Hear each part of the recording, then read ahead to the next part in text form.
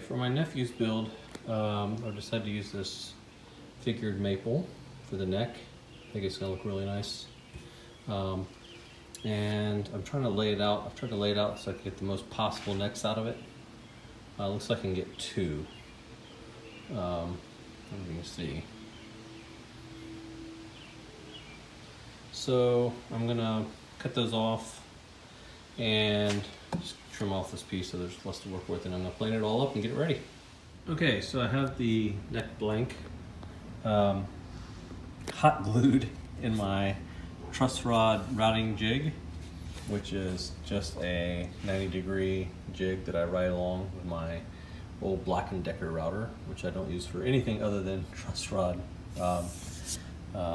cavity routes. So it looks like it's off, and when I initially drew the center line, I drew in the wrong place, so it looks like the edge of the fretboard is going to run off the wood, but it's fine.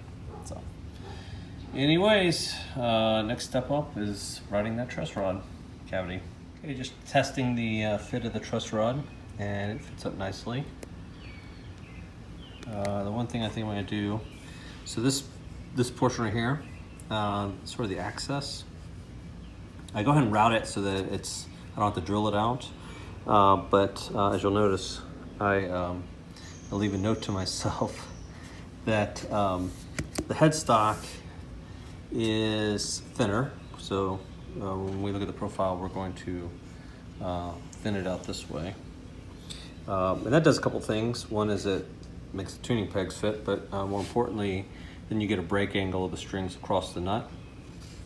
So unlike a Gibson neck that has a break angle of the headstock, these fender style necks, they don't do that. They just make this part thinner, so when the strings cut across the nut, then they break down toward the tuning pegs. So when I'm making a Gibson or PRS style neck that has a break angle on it, you can just route this channel all the way as far as you want, and it's fine because you handle it a couple ways. You might put a peghead veneer on it, or you can just leave it and it'll just be a small access cavity that then you put a truss rod cover on. That's not a big deal. On these Strat style necks, because they're contoured, you can't really do that, and it would look sort of strange to do that. So Fender handles it by putting a plug, like a walnut plug, in the hole, so just the truss rod key can get through, or the Allen key. I'm not gonna do that. I'm okay with it looking the way it is. I'm just gonna clean it up a bit. All of this, where it looks sort of torn out, this is all gonna go away anyways, so you won't see it. And I'm just gonna clean up inside the hole a bit, and maybe even use a chisel to kind of slope it down so the key has a better or easier access. And that's pretty much it. And then I'm gonna cut out the rest of the shape of the body and route it, or not the body, the neck, and it should be pretty close to ready for shaping. All right, so I've used the super glue and masking tape trick, and I've attached the template to the neck. I'm gonna really rough cut it quickly, and then I'm gonna go back and route it out and hope for the best. Hope that it doesn't tear out. This is gonna be tough with this figured maple. So here we go. It certainly tried to tear out, but I was really slow and careful. When in the slightest hint of tear out, I stopped and made some adjustments. So got a really nice clean route. The only tear out was right here. And if there was one place to tear out, that's the place to do it, because when I contour the headstock, obviously it's going to be thinner. Typical Fender style headstock, all this will be gone. So if there was a place for that to happen, that was it. So I'm super stoked about that. You can see the nice wood grain of this tiger maple. It's going to make for a nice looking neck. I think my nephew's going to like it. Well, at least I hope he does. So that's it for now. I'm going to put the truss rod in. Put the fretboard on, glue it all up, and it's almost close to shaping. I guess I need to also do the peghead holes and trim this headstock, but we're getting close. So I thought I'd show this real quick. It's not particularly exciting. I'm just cutting the fret slots on this piece of rosewood. It takes a bit. But once I'm done, I can glue it up and put the truss rod in and get it going. And there we go. All the fret slots are cut. And the slot, there's a slot for the nut is also cut. So I'll just use a file to get the rest of that out. This is actually the end of the fretboard, so I'll have to cut that off. Otherwise, that's it. So I'm about to glue this up. I just put the truss rod in one last time for a final sort of test fit. And you can see I've put a piece of tape on here just because right here where this truss rod channel is, obviously there's no center line because there's nothing there. So I put the tape there to continue the center line so that it will match up, so I won't see it in this light. That center line and this center line here.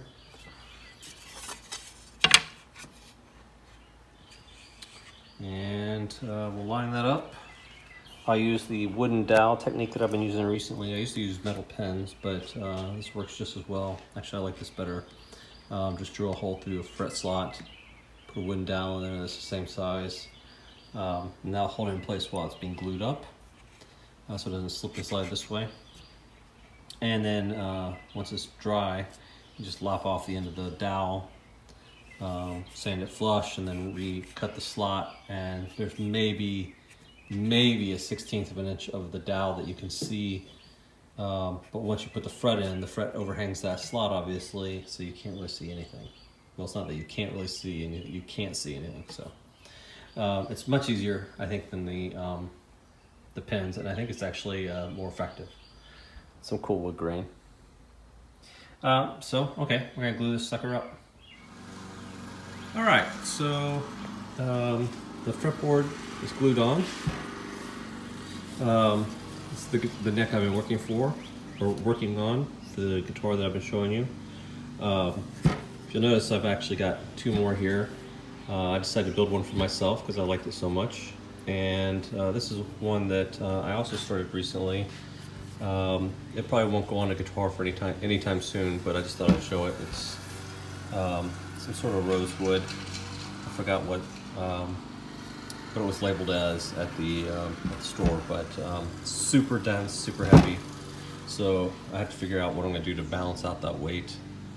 But anyways, we're not here for that. We're here for this neck. So next step is to trim the fretboard with the bandsaw, get this excess off, and then I'll route it flush with a flush trim bit. All right, you can see I've routed or flush trimmed the fretboard. So it's now flush with the rest of the neck. Next step is I'm gonna bandsaw some of the waste off of this. But before I do that, actually I'm gonna drill the peghead holes. And I'm gonna drill them from this direction. And that way when I cut off the waste here, if there's any tear out, it'll be in the cutoff and not in the part that I care about. And there you have it. One neck that's ready to be shaped. So I even put the curve in, the relief, truss rod cavity access, holes are drilled in nice, both sides. So next step is shaping. All right, you'll notice that I've drawn in the center line, and then I took some time with some calipers to make sure I got the center between the frets. And then I went ahead and used an awl to put in some pilot holes, just so the drill bit aligns correctly. If you've ever wondered how to get the two fret markers in the right position at the 12th fret, you simply just take the box. So this is a box here, right? And just draw an X from each corner, and that will make sure that the center point of that X is the center both between here and here and here and here. And then you just do that for both, and then you have that spot. So next step, I'm going to use a 1/4 inch Forstner bit to drill out the holes, and then I'll just inlay these abalone fret markers. Okay, so I've drilled in the holes for the inlays, and now it's just time to set them. Glue them in. And there we go. We've got the the fret dots inlaid with super glue, and now I just gotta let that cure, and then I'll come back and I'll flatten them out. Just, I don't really have to, but I'll flatten them out next just to make it easier when I go to start shaping the neck. The neck will sit flat in the neck shaping jig. They won't move around, rock around on a high point. So now it's my favorite part in the guitar build, and that is shaping the neck. Got the neck blank here. I've drawn out how thick I want it to be. This is all based on my American Strats. You also see I've drawn out where the heel will end, and the basic rough shape of the headstock, and that will correspond with the relief that I'm going to take out here. And then the other part, you'll notice I've drawn all these lines, and these correspond with these lines. Let's see if I can get it in the light. And so this neck shape is from my American Standard Strat, or one of them, my favorite guitar. I'm just going to use those to facet this neck to get the contour that I want. Now, the first step is going to be to remove a lot of this waste. And you'll notice I kind of draw a long line here, even though I'm going all the way up to this point where it will start to taper into this portion of the neck. I'm going to play it safe and not take out a lot. So I just made a line here just to remind myself, hey, slow down and double check things. The other part is that all these lines are going to go away actually once I start contouring the neck, but I just draw them in sort of as a starting point. So first step is to get rid of a lot of this waste. All right, so I've roughed out the basic profile. I mean, it's not a whole lot on these Strat style necks. I shouldn't say Strat, don't want to get sued. You never know these days. Gibson's going crazy. So I've drawn the lines back on. So I'm going to use these to help me facet the shape. Obviously there's some areas where it's not perfect, like right here you can see it kind of dips down. That's something that I'm going to fix when I start shaping it. So I just want to get really close. I think I'm going to stop though because the mosquitoes are going crazy. So I'll return to this tomorrow. But I'll just say real quick, the idea is that I'll draw lines on the side of the neck that correspond with these markers, these different heights. And then, so for example, the first one will be almost right next to the fretboard. So let's just say the edge of the fretboard, this edge here, and here, this first line, everything between that I can take off. So that's all waste. So I will just cut a facet, basically like you would on a gemstone, that will connect basically this point and this point all the way down the neck. So you'll have an edge that sort of runs this way. And then I'll do the same thing on the other side. And then I'll just continue that process. The next one will have a higher end marker. It will be 0.222, and it will connect with this line. And so if you can imagine, I'll have an angle here, and then I'll have another one like that, and it'll start to approximate a curve. And then what you do, after you've made all those facets on the neck, then you go back, and every time you have a sharp edge, you just cut or file or whatever, sand, whatever you need to do, that sharp edge off to make another facet. And so it's an even smaller facet. So you get these smaller and smaller facets. Usually, to be honest with you, by the time that I make all these facets, it's just a matter of sanding the neck, and then it's pretty much there. I don't need to do a whole lot of secondary faceting, but that's the general idea. So, okay, so first facet has been cut. And so you'll notice that I've drawn the line for the next part up. So if we look at our diagram, our next Our next line is this one here. And you'll notice that I put that in here on both sides. And so now I'll connect this line and this line. You also notice that the headstock is starting to come into shape. I'm not focusing too much attention on it because I'll refine that at the end. Same thing over here with the heel. So, next facet to cut now. Okay, we're getting closer. You notice it's starting to actually look like a guitar neck at this point. Starting to see a little bit more of the contours. And there's just a couple more facets to cut. The main thing I would suggest, if you're watching this video and thinking about doing this yourself or haven't done it, one thing you absolutely want to avoid, at least until the very end, is not to touch this center line. So again, that center line is the profile that we want. So as long as that center line's there, we know that the profile is going to be consistent with what, not the profile in terms of the contour, but the profile of the shape, like how thick the neck will be. And so as long as we leave that alone, we know we're okay. If we start messing with that center line, that's when things can get wonky. We can get necks that are really skinny or fat and so on. So, and there you go. There's basically a roughed out neck for a Fender S-style. I don't know why I say S-style if I'm gonna go and say Fender, but S-style neck. So there's a bit of sanding to do. If you just feel the neck, there's a couple high spots and low spots that you can't really see, but when you feel the neck, you can feel it. So I had to work on that a little bit. Then I'll need to radius the fretboard, and it's pretty close to being done. So pretty exciting. This is real quick too. I put a little naphtha on it to see what the grain is going to look like. And you can see it's really going to kind of jump out, particularly on the sides. So it's going to be a neat neck once it's finished.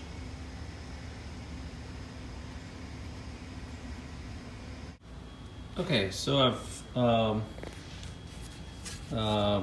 worked on this profile a little bit more for the back of the neck, and I've got it about 99% to where I want it. Feels really good.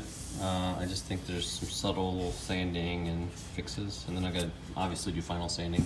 So I'm gonna stop that for a bit and work on the radius. Interesting fact, I was at home visiting, and my nephew was asking me what I would charge him to build a guitar, and he asked for a Strat, and pretty much everything that he asked for is exactly how I'm building this, and even down to the mahogany body for a Strat, which is pretty unusual. The one thing that he said he wanted is a maple fretboard, and obviously this is rosewood, so he's out of luck there. I hope he's not too disappointed. But anyways, I'm gonna get on to radiusing this neck. Okay, so I finished radiusing the fretboard. I don't know if you can see it on the camera. It's a 10-inch radius. So a little bit more of a modern radius.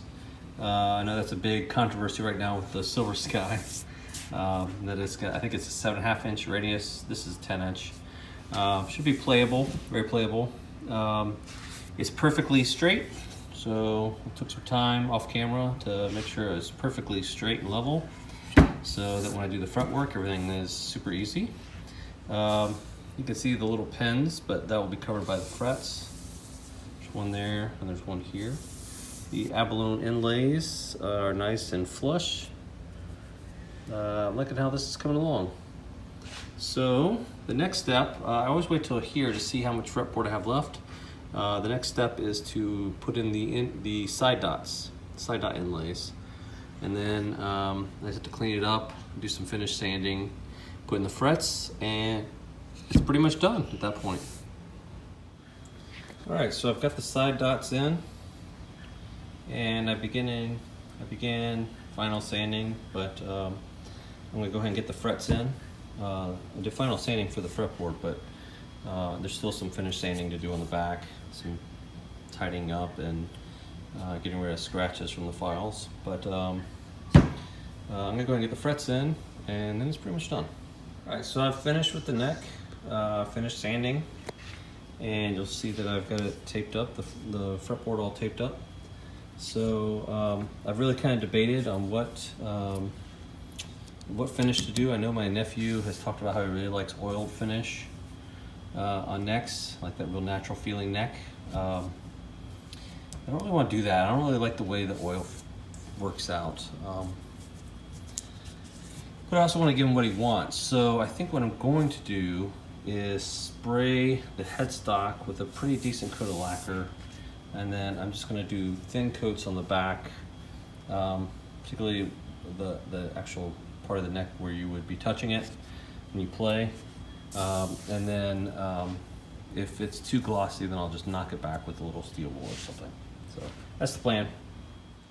All right, so now that I've put on the vinyl sealer of the neck and did a preliminary sanding, I'm just gonna do a little bit more sanding on it before I start putting lacquer on it. And then I started thinking I should probably go ahead and get the body ready. So I've pretty much did all the sanding, finished sanding on this body down to about 240. I don't really want to go higher. I think it was, no, not 240. I don't even know where that came from. 320. I started thinking that I probably ought to go ahead and do the bolt holes. And it occurred to me that I had a bit of a problem. So when I did the roundover, I did a roundover just like a Strat. I'm just feeling that I found a little spot. Anyways, I rounded over just like a Strat, and one of the things, if you look at a Strat, the roundover stops about right here, and then it kind of squares up. And the reason for that is so that the bolt holes, the back plate, will fit. And because I've rounded over the entire thing like this, it's going to make for actually a better feeling neck joint, but the back plate won't fit because it hangs over the roundover. So I had a couple options. I found one of these online. I'm saying one of these, I'm not showing it. One of these, it's a back plate that's narrower. And I put that on there, and I just felt like it looked sort of like a toy guitar, a cheap guitar. So I instead decided to go with the grommets. So this is really the only thing that's going to be different about this guitar relative to a real Strat, or a S-style guitar, I should say. I like it. I think it looks nice. You'll notice that the holes are a little bit bigger, and that's fine because I'm going to put lacquer on this, and I'll fill in some of that, so I accounted for that a little bit. I also put in the serial number, and then I'm going to cover it up, but a little note for my nephew. I don't want to show his name because he doesn't want to be identified. You'll never see it, but just in case one day he decides to change pickups, it'll be there. So there's that. I also put the stamp the serial number into the neck. So that's it for now. Okay, at this point I've put on the grain filler. I probably could have done another coat of it. I can't stand that stuff. It's really the smell. It stinks, and it's something about it makes me I just don't like it. So anyways, so I've put on grain filler, and I've done a couple coats of vinyl sanding sealer. You can still see the grain. And when I say see the grain, I don't mean like see it, but you can feel it, I guess. You can still feel the grain.